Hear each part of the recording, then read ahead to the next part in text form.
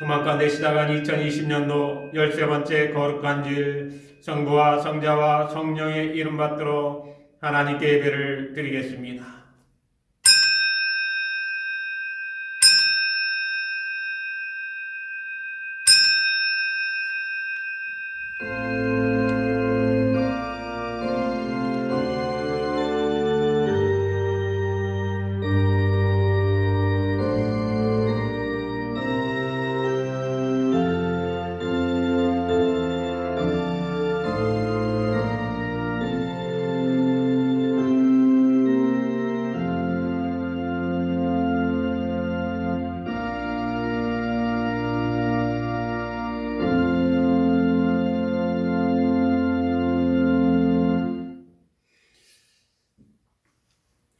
다 같이 사도신경으로 신앙 고백을 하겠습니다.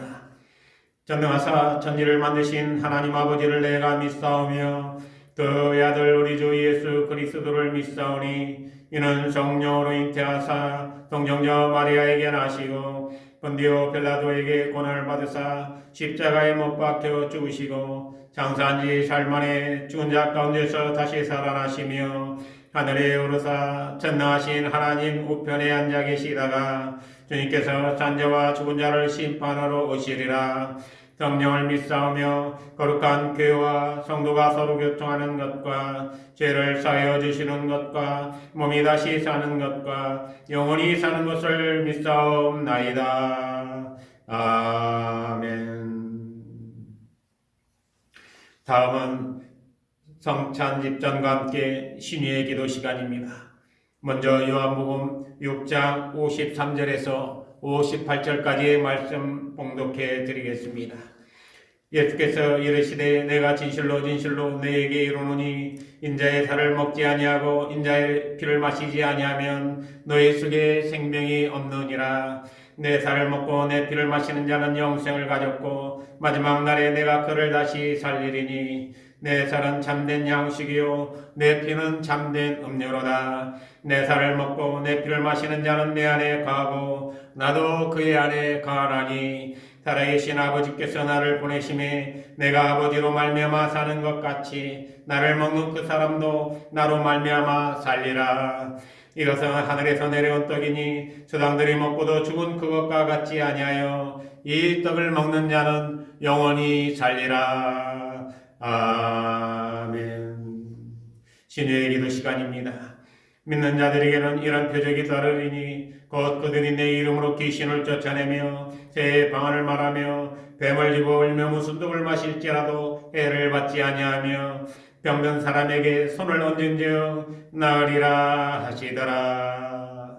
걸어가시고 자비로우신 하나님 아버지, 여호와를 원 마음으로 죽을 수밖에 없는 이스라엘 민족들을 장대에 매달아 놓은 노뱀을 본 자마다 살게 하여 주신 하나님께 오늘도 코로나 전염병으로 인하여 사망의 근사 아래 놓여있는 세상 한복판에서 성찬을 통해 성령의 능력과 임재를 간구하나이다. 오늘도 암으로 투병하는 자 하나님 기억하시고 암의 종양까지도 하나님께서 성령의 불세례로 제거하여 주셔서 빨리 완치하여 기쁜 마음을 하나님께 영광 돌리며 살아갈 수 있도록 인도해 주시고 교통사고로 5번의 수술 잘 끝내고 이제 집에서 요양하는 자 하나님께서 조속하게 건강 회복시켜 주시고 기력을 회복시켜 주셔서 생애의 현장에서 사업을 운영하는 데 부족함 없도록 하나님 인도하여 주시며 신장병으로 인하여 고통받는 자 절망 가운데 하나님 의지하고 부르짖어 간구하오니 하나님께서 그의 손을 붙들어 주시고 치유의 역사를 베풀어 주시옵소서. 얼른 대중에 새 생명 주시고 출산의 날 다가오고 있는 당신의 백성이 있사오니 대하에게 하나님께서 온전한 육체로 또 지혜로 충만한 자 만들어 이 땅에 태어날 수 있도록 하나님 축복하여 주시옵소서. 오늘도 주님을 향하여 머리 숙여 기도하는 모든 백성들에게 성령의 빛으로 치유되는 역사만이 나타나게 하여 주시옵소서. 하나님의 성호 받들어 간절히 기도드리옵나이다. 아멘.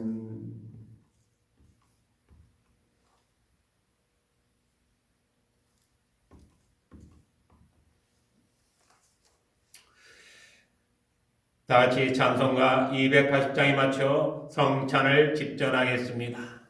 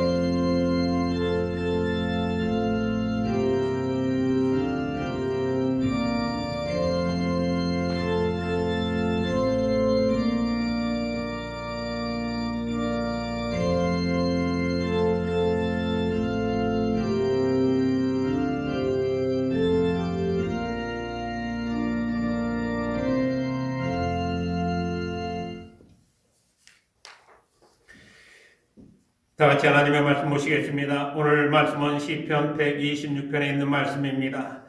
5절에서 6절까지의 말씀 봉독해 드리겠습니다.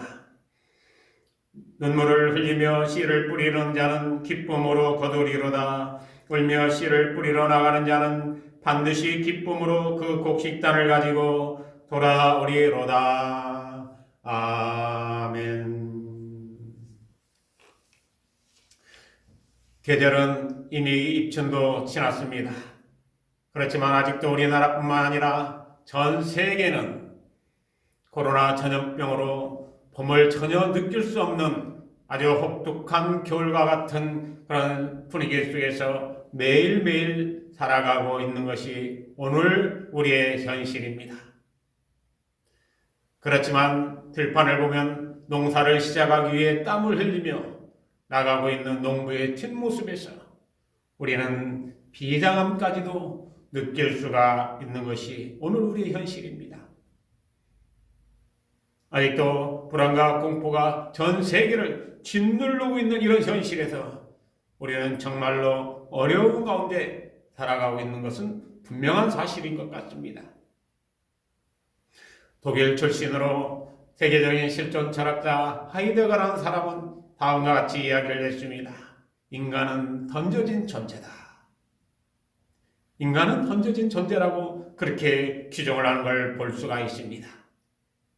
죽음과 고독과 또 공허한 마음, 그리고 또 상실한 그런 상실감 앞에 놓인 인간의 무기력하고 절망적인 내적 모습을 한마디로 표현한 말이라고 할 수가 있는 것입니다. 그렇지만 인간은 좌절할 수가 없습니다. 그렇다고 포기할 수도 없습니다. 인간들은 선택받기 위해서 힘차게 인생을 살아갈 수밖에 없는 것입니다. 인간들은 선택을 받기 위해서 끊임없이 노력을 합니다. 태어난 그 순간에서부터 시작해가지고 우리가 본능적으로 또 지성적으로 우리가 모든 걸 다 동원해가지고 선택받기 위해서 한평생을 살아가는 걸 우리가 볼 수가 있습니다.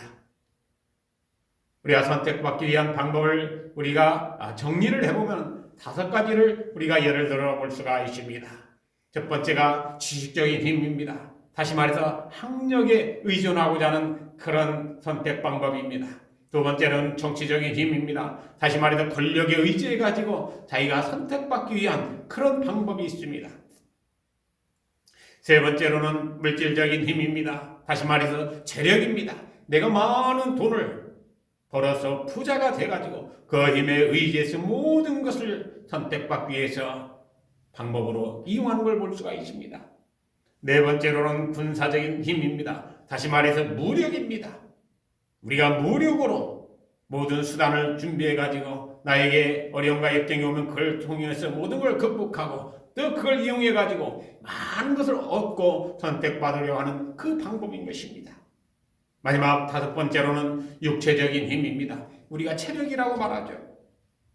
이렇게 인간들은 선택받기 위한 방법을 5가지를 가지고 끊임없이 노력을 하고 끊임없이 준비를 하고 또 끊임없이 시도를 하는 걸 볼 수가 있습니다. 이렇게 인생을 바쳐 준비한 이 힘조차도, 이 5가지 힘조차도 이번에 발생한 코로나 전염병 앞에서는 무용지물이나 다름없는 허수아비 같은 존재가 되어버렸던 것입니다. 그렇다고 여기서 우리는 포기해야 됩니까? 아닙니다. 우리는 포기할 수가 없어요. 다시 시작을 해야 되는 것입니다. 그러기 위해서는 오늘 본문의 말씀대로 울며 씨를 뿌리러 나가는 그런 자들이 되어야 되는 것입니다. 울며 씨를 뿌리러 나간다는 것은 무엇입니까? 여러분, 씨를 뿌리러 나가는 농부가 기쁜 마음으로 나가야 됩니다. 고기를 잡으러 나가는 어부가 기쁜 마음으로 나가야 됩니다. 그런데 씨를 뿌리러 나가야 되는데 그 앞이 바람이 많이 분다든지 아니면 비가 많이 온다든지 아니면 여러 가지 자연 환경으로 인해서 어려움을 겪었을 때 그런 장애물 앞에서 어쩔 수 없이 나가는 그런 농부도 있습니다. 어부는 고기를 잡으러 먼 바다로 나가야 됩니다. 바다로 나가기 전에 풍랑이 먼저 일어나가지고 정말로 고민이 많이 있을 수가 있습니다. 그럴 때 어부의 심정은 어떻겠습니까? 먼 바다로 나가면 거기는 풍랑도 없고 아마 지금 정도는 고기 잡을 수 있는 좋은 여건이다. 또 그곳에는 계절에 따라서 많은 고기가 와 있는 걸 알기 때문에 어떤 어려움과 역경이 있어도 울면서 고기를 잡으러 나가는 그런 심정, 다시 말해서 비장한 마음을 가지고 나갈 수밖에 없는 것입니다. 그래도 한마디로 말하자면 울며 씨를 뿌리러, 다시 말해서 비장한 마음으로 고기 잡으러 나가는 그러한 모습이라고 말할 수가 있는 것입니다. 그래야만이 오늘 제목의 말씀대로 반드시 기쁨으로 곡식단을 거둘 수 있는 자가 될 수 있는 것입니다. 울며 씨를 뿌리러 나가는 자만이 반드시 기쁨으로 곡식단을 거둘 수 있다는 말씀이 오늘 본문의 말씀인 것입니다. 그렇다면 반드시 기쁨으로 곡식단을 거두는 자는 어떤 자들인지 오늘 말씀을 통해 찾아보고 얼핏 자의 은혜를 나눌 수 있는 귀한 시간이 되시기를 먼저 주님의 이름으로 축원드리겠습니다. 첫 번째로 자기의 존재 이유를 아는 사람이 반드시 기쁨으로 곡식단을 거둘 수 있는 사람들입니다. 자기의 존재 이유를 알아야 되는 것입니다. 내가 왜 이 땅에 태어나가지고 내가 어떤 방법으로 이 땅을 살아가야 되는지를 알아야 된다는 것입니다. 사람마다 주의 여건과 환경에 따라 주어진 사명이 다 있습니다. 그 사명을 잘 깨닫고 감당하면 축복입니다. 그러나 외면하면 실패자가 될 수밖에 없어요. 여러분, 오늘날 우리의 상황을 보면 우리가 알 수가 있어요. 우리가 역사적으로 볼 때 임진왜란 때 이순신 장군은 어땠습니까? 왜군에게 패해가지고 정말로 절대절명의 순간이 있었어요. 그는 모함까지 당했습니다. 원균이라는 장군에게 모함당해가지고 그는 파직을 당했어요. 그러나 너무나 절대절명의 순간이 되다 보니까 왕이 이순신 장군을 다시 불러서 그에게 지휘권을 맡깁니다. 그때 그가 왕에게 뭐라고 했습니까? 신에게는 아직 12척의 패가 있다고 했습니다. 12척의 패가 있기 때문에 나는 이 12척의 패를 가지고 나는 군인으로서 나의 사명을 감당할 수 있다는 그런 확고한 의지를 갖다가 왕에게 표현했던 것입니다. 그게 자기의 존재 이유입니다. 여러분, 군인들은 어떤 때 있습니까? 전쟁을 위해서 대비한 존재가 바로 군인입니다. 이순신 장군은 그런 임진왜란이라는 그런 전쟁에서 자기의 존재 이유를 알고 12척의 배가 쳤다 하지만 그 12척의 배에 희망을 걸고 그런 마지막 전쟁에 나섰던 것입니다. 오늘날 우리의 상황 어떻습니까? 코로나 전염병의 폭발의 상황에서 대구를 향하는 많은 의사와 간호사, 자원봉사자들을 우리가 볼 수가 있습니다. 코로나 전염병이 대구 경북을 갖다가 덮쳤었을 때 그 어려운 역경 속에서도 생명의 위협을 무릅쓰고 대구를 향했던 많은 의사와 간호사와 자원봉사자들의 그 발길은 자기의 존재 이유를 아는 사람들의 발길이었던 것입니다. 이렇게 자기 존재 이유를 아는 사람들은 반드시 기쁨으로 곡식단을 거둘 수가 있는 자가 될 수 있는 것입니다. 그렇다면 우리 그리스찬들은 어떤 사람들입니까? 우리 기독교인들은 어떤 사람들입니까? 사도 바울 선생은 내가 달려갈 길과 주 예수께 받은 사명, 곧 하나님의 은혜와 복음을 증거하는 일을 마치려 하면은 나의 생명조차 조금 더 귀한 것으로 여기지 아니하노라 라고 사도행전 20장 24절을 통해서 결단한 말씀을 우리가 볼 수가 있습니다. 나의 생명조차도 조금 더 귀한 것으로 여기지 아니했던 그 믿음의 자세를 우리는 본받아야 되는 것입니다. 그러나 우리 기독교인들은 자기의 존재 이유를 알고 있는지 한번 돌이켜봐야 됩니다.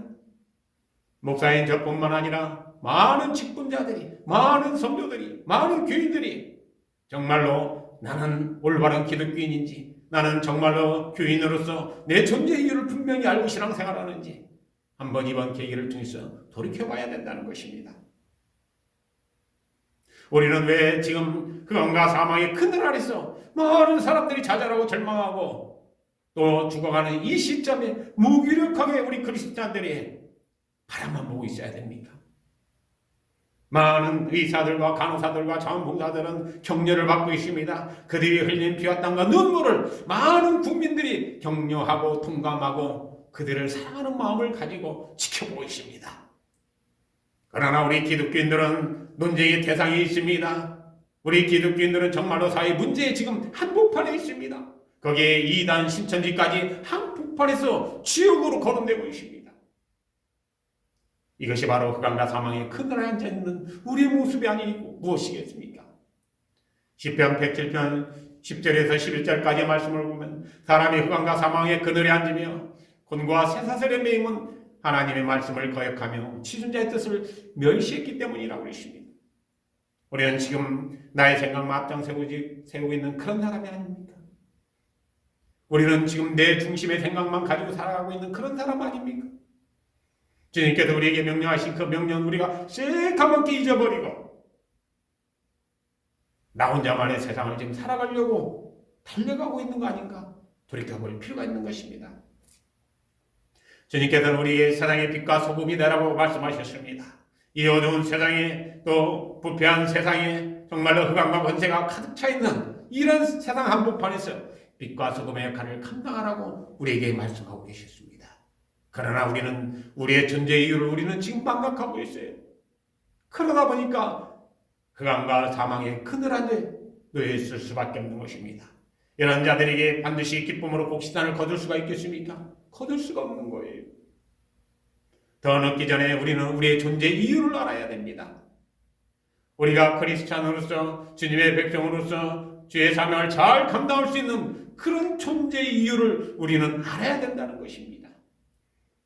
그래야만이 분명코 반드시 기쁨으로 곡식단을 거둘 수 있는 자가 될 수가 있는 겁니다.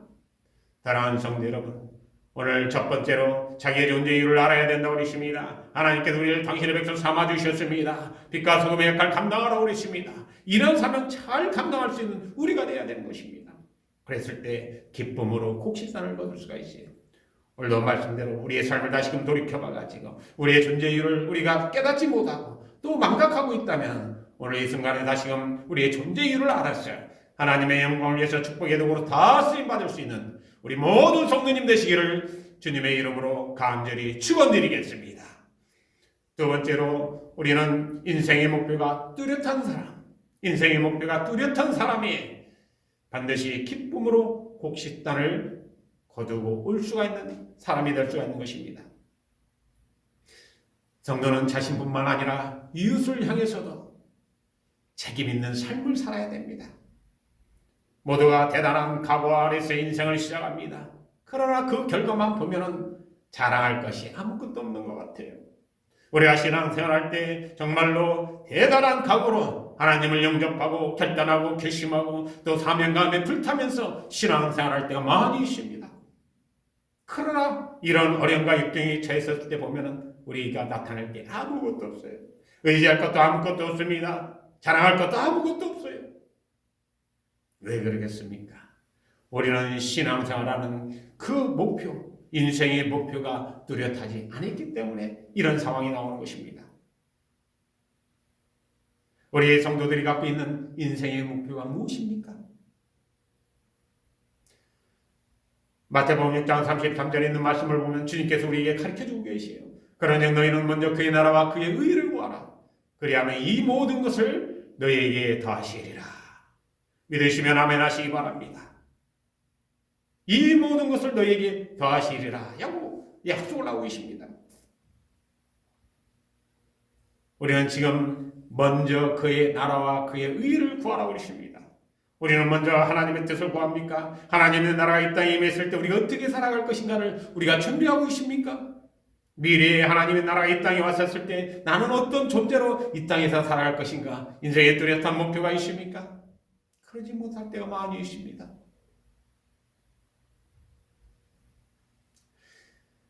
이제 성도들이 갖고 있는 인생의 목표가 바뀌어야 됩니다. 바뀌어야 돼요.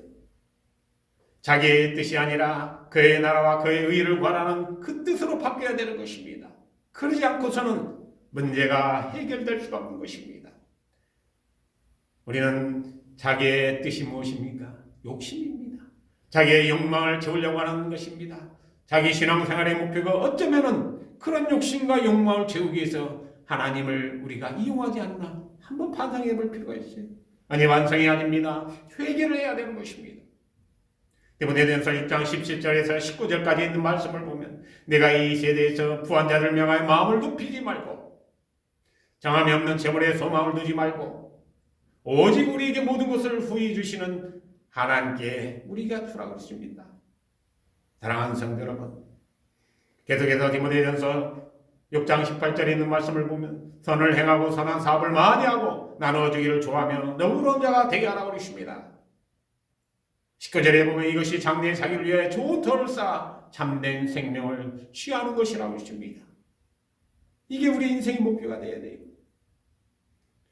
우리는 부한 자를 명하여 마음을 높이지 말라고 그러십니다. 그런데 우리는 그게 목표가 되어버리고 있습니다. 정함이 없는 재물에 소망을 두고 있습니다. 소망을 두지 말라고 그러십니다. 오직 우리에게 모든 것을 후히 주시고 누리게 하시는 하나님께 돌아오고 있습니다. 우리가 아무리 많은 돈을 벌어모으면 무엇을 하겠습니까? 우리가 많은 권력을 갖고 있으면 무엇이겠습니까? 다 필요 없습니다. 누릴 수 있는 것이 축복입니다. 누릴 수 있게 만들어주시는 분이 바로 하나님이십니다. 그런 하나님께 우리가 투어야 되는 거예요. 8절에 있는 말씀을 계속해서 보면 선을 행하라고 그러십니다. 선한 사업을 많이 하라고 그러십니다. 나누어지기를 좋아하라고 그러십니다. 너그러운 자가 되라고 하랬습니다. 이게 인생의 목표가 돼야 돼요. 이런 인생의 목표가 뚜렷한 사람이 반드시 기쁨으로 곡식의 달을 걷고 올 수가 있는 것입니다. 사랑하는 성도 여러분, 우리 인생의 목표는 무엇입니까? 디모데전서 1장 19절에 있는 말씀대로 장래 자기를 위하여 참된 생명을 취하는 것. 장래에 하나님이 이 땅에 오셨을 때 참된 생명을 취하는 것. 내 인생이 끝났었을 때 모든 자들에게 인정받을 수 있는 그런 참된 생명을 취할 수 있는 소유자가 되어야 된다는 것입니다. 그러기 위해서 우리는 인생의 목표가 뚜렷해야 됩니다. 우리가 인생의 목표가 뚜렷하기 위해서는 먼저 그의 나라와 구원하는 하나님의 말씀대로 살아가야 되는 것입니다. 그러면 분명 하나님께서는 참된 생명을 우리에게 주시는 것입니다. 원래 두 번째, 분명 그 인생의 목표가 뚜렷한 사람이 반드시 기쁨으로 곡식단을 거두는 자가 될 수 있다고 가르쳐주고 있습니다. 원래 어떤 어려움과 역경과 유혹이 있다 할지라도 인생의 목표를 뚜렷이 잡았어요. 하나님의 영광을 위해서 축복의 도구로 쓰임받을 수 있는 우리 모든 성도님 되시기를 주님의 이름으로 간절히 축원드리겠습니다. 마지막 세 번째로, 믿음의 확신이 있는 사람. 바로 믿음의 확신이 있는 사람이 반드시 기쁨으로 곡식단을 거둘 수가 있습니다. 우리는 신앙생활을 하고 있습니다. 우리는 주여 하면서 우리는 하나님의 능력 아래 살아가는 그런 당신의 백성이라고 자부심을 갖고 살아가고 있습니다. 그러나 시험이 오고 인생의 장애물이 우리 앞을 가로막게 되면 흔들리게 됩니다. 베드로도 파도가 치는 걸 보고 흔들렸습니다. 하나님만을, 다시 말해 예수님만을 바라보고 물길을 걷다가도 파도 치는 그 풍랑을 보고 흔들렸던 것처럼 우리는 믿음이 있다, 확신이 있다 하지만은 우리가 인생 살다 보면은 세상의 풍랑이 우리를 엄습해 오면은 우리가 흔들리게 됩니다. 방금 전에 보았던 마태복음 6장 33절에 있는 말씀대로 그런즉 너희는 먼저 그의 나라와 그의 의를 구하라 했습니다. 그리하면 이 모든 것을 너희에게 더하시리라는 축복의 약속을 우리는 믿어야 되는 거예요. 그의 나라와 그의 의를 구하면은 분명 그 우리에게 이 모든 것을 더해 주시겠다고 하는 그 축복의 약속, 그 축복에 대한 약속에 우리는 확신을 가지고 믿어야 되는 것입니다. 여러분, 히브리서 11장 1절과 2절에 있는 말씀을 보면 믿음은 바라는 것이 실상이요 보이지 않는 것이 증거라고 그러지 않습니까? 선진들이 이로써 증거를 얻었다고 그러십니다. 이미 우리 믿음의 선진들은 우리에게 증거로 다 남겨놔 주셨습니다. 우리가 먼저 그의 나라와 그의 의를 구했을 때는 하나님께서 우리에게 기적의 역사를 베풀어 주셔가지고 우리가 알지도 못하는 놀라운 기적의 역사들을, 또 축복의 역사들을 우리에게 베풀어 주셨던 것입니다. 그래서 믿음의 확신이 있는 사람만이 반드시 기쁨으로 곡식단을 거둘 수 있는 것입니다. 사랑하는 성도 여러분, 그러기 위해서는 우리는 어떻게 해야 됩니까? 아무리 코로나 전염병으로 세상이 절망 가운데 놓여 있다 하더라도 믿음의 확신이 있는 자가 되어야 됩니다. 여러분, 요한일서 5장 4절에 있는 말씀을 보면 무릇 하나님께로부터 난 자마다 세상을 이긴다고 그러십니다. 세상을 이기는 승리는 이것이니 바로 우리의 믿음이라고 그러십니다. 우리의 믿음만이 세상을 이길 수가 있는 것입니다. 그런데 우리는 믿음의 확신이 있는 사람입니까? 우리가 코로나 전국에서 정말로 많은 사람들이 좌절하고 절망하고 포기하는 이 시점에 우리는 믿음을 가지고 미래에 대한 우리의 사명을 감당하고 미래에 대해서 주의 모든 사람들에게 소망을 줄 수 있는 그런 존재들입니까? 아닙니다. 오히려 지금 갈등의 중심에 서 있습니다. 논란의 중심이 되어 있습니다. 지탄의 대상이 되어가고 있습니다. 이게 지금 코로나 전국에서 한국 기독교가 보여주는 그런 현상입니다. 왜 국민들이 감동받고 국민들이 인정하는 그런 모습들을 이런 위기의 상황에서, 이런 극한 상황에서 한국 기독교는 왜 보여주지 못하고 있습니까? 안타까울 뿐입니다. 이제 우리는 우리의 믿음으로 확신을 가지고 하나님께 부르짖어야 됩니다. 이제 하나님의 일을 위해서 우리가 축복의 도로 쓰임받기 위해서 이 어려움과 경 가운데서도 우리의 그 믿음의 확신이 모든 사람에게 다 전달될 수 있는 그런 역할을 우리가 감당해야 됩니다. 그래야만이 이 코로나, 이 전염병의 시국이 끝나고 나면 정말로 우리가 반드시 기쁨으로 많은 곡식단을 거둘 수 있는 자가 될 수가 있는 것입니다. 이제 우리 얼마 남지 않았습니다. 여호와 하나님을 향해서 부르짖어야 됩니다. 예레미야서 33장 2절과 3절에 있는 말씀을 보면 이를 행하는 여호와 그것을 지어 성취하는 여호와 그 이름을 여호와라는 자가 이같이 말씀하셨다고 그러십니다. 너는 내게 부르짖으라 내가 응답하겠고 내가 알지 못하는 크고 비밀한 일을 우리에게 보여주신다고 약속을 하고 있습니다. 방금 말씀에 우리가 알지 못하는 크고 비밀한 일이 무엇이겠습니까? 바로 오늘 설교 제목의 말씀대로 반드시 기쁨으로 곡식단을 거두는 것입니다. 이게 크고 비밀한 일이에요. 오늘도 하나님의 향해서 부르짖어 이 모든 것들을 다 응답받을 수 있는 우리 모든 성도님 되시기를 주님의 이름으로 간절히 축원드리겠습니다. 다 같이 기도하겠습니다. 전능하시고 은혜로우신 하나님, 아직도 세상은 온통 코로나 전염병으로 말미암아 많은 나라의 백성들이 생명을 잃고 희생을 당하는 그 가운데서도 하나님의 백성들을 주님의 품 안에 안전하게 보호하여 주시고 각자의 삶의 터전에서 건강하게 소망을 갖고 생활할 수 있도록 인도해 주시니 감사를 드립니다.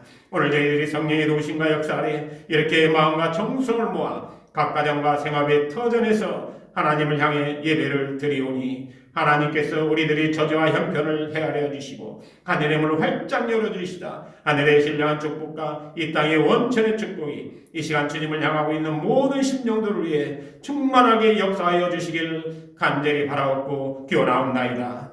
아울러 이 어려운 가운데서도 하나님께서 주신 물질의 축복에 감사하며 11조 예물과 감사의 예물과 이 모종의 여러 예물들을 바치오니 하나님께서 기쁘게 흠양하여 주시고 말씀 의지하고 바친 손길들의 간절한 소망까지도 응답하여 주시고 그 앞길과 앞미래까지도 축복하여 주시옵소서.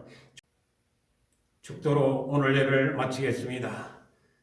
이제는 우리 주 예수 그리스도의 은혜와 하나님 아버지의 그 크신 사랑과 성령의 역사하시고 교통하심이 세상의 온통 코로나 전염병으로 사망의 권세 가운데 놓여 있다 할지라도 오늘도 공포와 두려움을 극복해 하시고 반드시 기쁨으로 곡식의 산을 거둘 수 있도록 인도하여 주시는 하나님, 이 모든 시련과 역경을 믿음으로 극복하고 최후에 승리하여 하나님께 영광을 돌리겠노라고 오늘도 결단하고 결심하면서 하나님을 향하여 고개 숙여 예배드린 하나님의 모든 백성들 머리 위에와 저들의 심령 위에와 그리고 가정과 일터 위에 그리고 사랑하는 자녀들 앞길 위에 또한 코로나 전염병과 사투를 벌이며 방역의 제1선에서 수고하는 관계 공무원들과 또 의료진들 위해 지금부터 영원토록 함께하여 주시옵기만을 간절히 축원하옵나이다. 아멘.